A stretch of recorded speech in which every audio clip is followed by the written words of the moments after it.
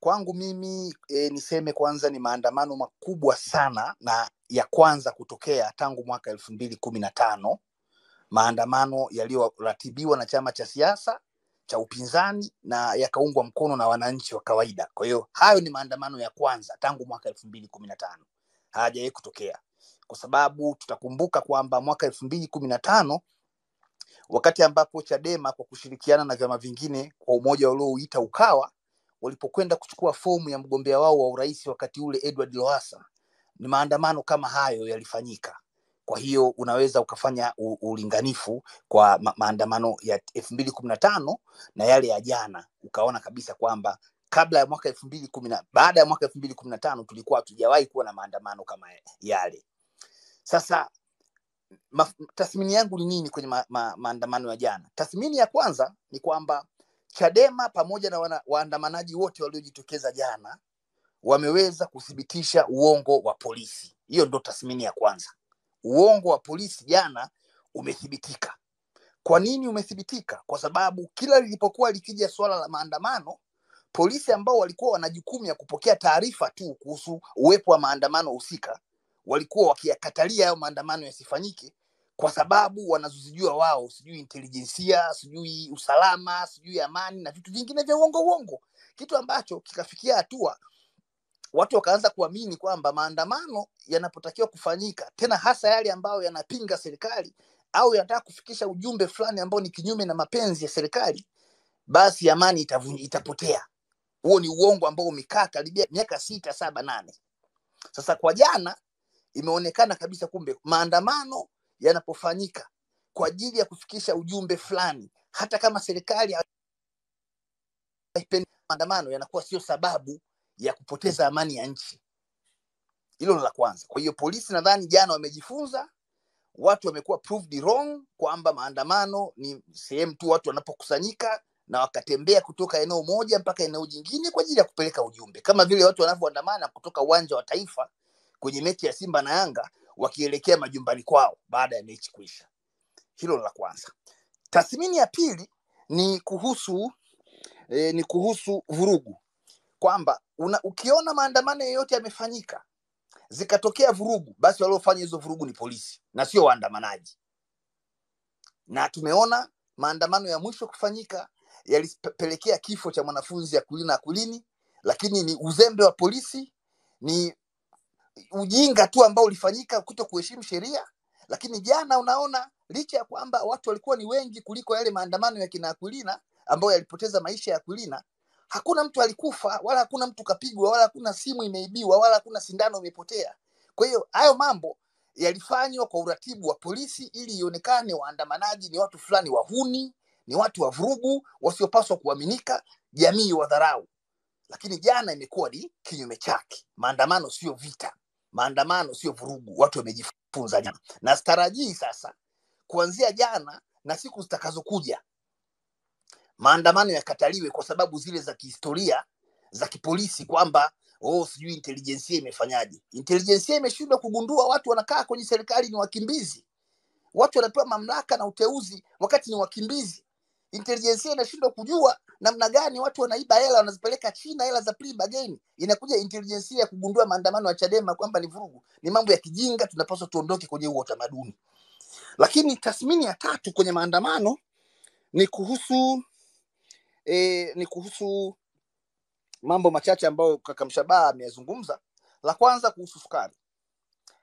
Sukari kwa kweli ni jambo ambalo kama Watanzania wanapaswa kulipinga kwa hali ya juu sana, ni bei ya sukari. Haiwezekani bidhaa muhimu ya chakula kama sukari ikawa inapatikana kwa bei ambayo inafanya bidhaa hiyo ionekane ni anasa, kama vile bia, whisky pamoja na vinywaji vingine au bidhaa zingine za anasa. Kwa hiyo tumeona ni uzembe tu wa serikali katika kusimamia vema sera za uzalishaji wa bidhaa za chakula na kufanya ukiritimba kwenye masuala yanayohusu uagizaji wa bidhaa hiyo ya sukari. Lakini pamoja na yote ni lazima hiyo bei ishuke, kama ambavyo wameshaona shinikizo linazidi kuwa kubwa, bei hiyo itashuka na hatutaki ijirudie tena iwe kama ni kigezo cha kuhujumu uchumi kwa kufaidisha watu wachache ambao wanafahamu huo mpango uliopo nyuma kwenye hiyo dili ya sukari. La tatu, kuhusu Makonda na ziara yake. Nimefuatilia kote ambako Makonda ameshapita so far, kuweza kuona ziara hiyo imeleta tija kiasi gani kwenye maisha ya mwananchi mmoja mmoja. Nimejiuliza kote huko, hivi umeme unapatikana sasa hivi kwa uhakika baada ya Makonda kupita? Nimejibiwa hapana, umeme bado huko vile vile, unakatika tu kutwa nzima. Kuna wengine wanalala hata siku 2 hawajapata umeme.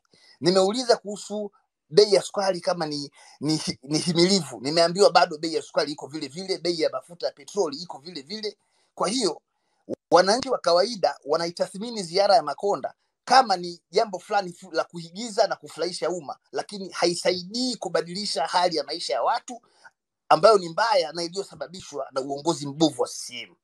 Kwa hiyo kama wananisikiliza hapa kupitia jukwaa hili, wangekaa chini, hizo pesa ambazo wanazitumia kwenye ziara ya Makonda ambayo ina magari zaidi ya 20, wangezielekeza katika kuhakikisha wanatengeneza sera na njia mbadala za kuhakikisha maisha ya wananchi yanakuwa nafuu zaidi, kuliko kwenda kwenye majukwaa na kuanza kusema maisha binafsi ya Mbowe na Chadema na watu wengine ambao wanaonekana wana mtazamo tofauti na serikali. Kwa sababu Makonda hata angekuwa anajua kuongea namna gani, anajua kubeza namna gani, anaweza akawa na msafara wa magari hata 1000, hiyo haisaidii kubadilisha hali ya maisha ya watu. Na leo anazunguka, utafikiri vile anafanya kampeni, wakati kampeni walishafanya mwaka 2020. Sijui kama walichaguliwa kweli, lakini hata kama hawakuchaguliwa, kwa kuwa wanaunda serikali, toa ahadi tena kwa mambo ambayo walipaswa wao yatafutia ufumbuzi. Dar es Salaam kinyesha kila siku, inaonekana ni mafuriko yasiyoisha, miundombinu inaharibika, watu wanapoteza mali, wengine wanapoteza maisha. Alafu Makonda anapita pale Tegeta kufanya mkutano na kuanza kudhihaki watu. Kwa hiyo ziara ya Makonda ipuuzwe kama ambavyo vinapuuzwa vitu vingine, kwa sababu ni ziara isiyosaidia kurekebisha maisha ya watu ambao wanahitaji dawa hospitalini, wanahitaji umeme wa uhakika, wanahitaji maji, wanahitaji huduma zingine bora kama vile elimu. Na la mwisho, dada Maria, bila kupoteza muda, ni kuhusiana na huu mkataba wa Eurowagon na TRC. Katika moja kati ya vitu ambavyo tumeprove failure tangu serikali ianze kuingia mikataba hii ya kimataifa ya uwekezaji ni kwenye eneo hili la mikataba. Eneo hili linaonyesha kabisa kwamba serikalini hatuna wanasheria makini. Hatuna wanasheria makini ambao wako pale kwa ajili ya kulinda maslahi ya nchi. Na ndio maana kila mkataba tunaoingia mwisho wa siku unatuingiza kwenye matatizo kama taifa, kwa aidha kushtakiwa na kulipa gharama kubwa, ama kuonekana ni watu tusiokuwa na akili timamu kwenye hili eneo. Sasa kwenye private bar, kwa maana ya mawakili wa kujitegemea, wako mawakili wengi sana wenye uwezo mkubwa sana na ambao wameamua kufanya shughuli zao binafsi. Linapokuja swala la mikataba ya kitaifa, mikataba ya kimataifa, mimi nawasihi sana serikali waende wakawatafute mawakili wa kujitegemea wenye uwezo mkubwa sana wa kuweza kudili na hili eneo la mikataba. Sheria za mikataba ni somo kama yalivyo masomo mengine chuo kikuu, na wanasheria sio wote walikuwa wanafaulu somo hili mikataba. Watu walikuwa wanafeli na wanarudia, na wengine wanafukuzwa kabisa chuo. Sasa kigezo tu cha mtu kuwa leo ni mwanasheria wa serikali sio sifa ya kuthibitisha uwezo wake wa kwenda kubageni kwenye mikataba tunaoingia. Na ndio maana utaona mikataba kuanzia ya madini, mikataba ya uwekezaji kwa mfano katika maeneo mengine kama ya vitalu na vitu kama hivyo, ni shida kila siku. Ukiachilia mbali ubinafsi ambao unawekwa mbele na hao ambao tumewapa dhamana ya kwenda kusaini mikataba kwa niaba yetu, lakini ni uthibitisho ya uwezo mdogo hao wanasheria. Sasa huu sio muda tena wa kuendelea kushtakiwa na nchi kuingia hasara kwa kuvunja mikataba ambayo kimsingi imeingiwa na watu ambao tuliwaamini, tukadhani watatumia weledi wao na elimu yao na uwezo wao wote kulinda maslahi ya nchi. Badala yake inakuwa ni kinyume chake. Sasa kama nchi itashtakiwa, nchi itavunja mkataba kienyeji, basi wale wote waliohusika kwa niaba ya serikali ya Tanzania kuingiza nchi kwenye mikataba hiyo wanatakiwa wahukumiwe kunyongwa au wahukumiwe kifungo cha maisha gerezani. Hatuwezi kuendelea kuwa na utaratibu wa namna hii kwamba serikalini ni sehemu ya kwenda kufanya wizi, kutengeneza dili za wizi, alafu mwisho wa siku Watanzania wanabaki hawana maji, hawana yani imefikia hatua mpaka maiti inadaiwa hospitali. Yani Mtanzania anaumwa, hakuna huduma za uhakika hospitalini, lakini hata akifa anadaiwa akiwa maiti. Hebu angalieni umakini wa serikali. Alafu yenyewe inakwenda kuingia mikataba ya hovyo kabisa ili baadaye waivunje, walipane 10%, baadaye hiyo hela irudi kibgongo mgongo. Hiyo si sawa na haikubaliki. Kwa hiyo Maria, niliona mimi ni tathmini yangu ni hiyo kwa sasa. Naomba nikurudishie kipaza sauti ili na watu wengine waweze kupata nafasi ya kutoa maoni yao, tuweze kujifunza namna gani ya kwenda mbele kutokea hapa tulipo sasa. Asante sana Maria.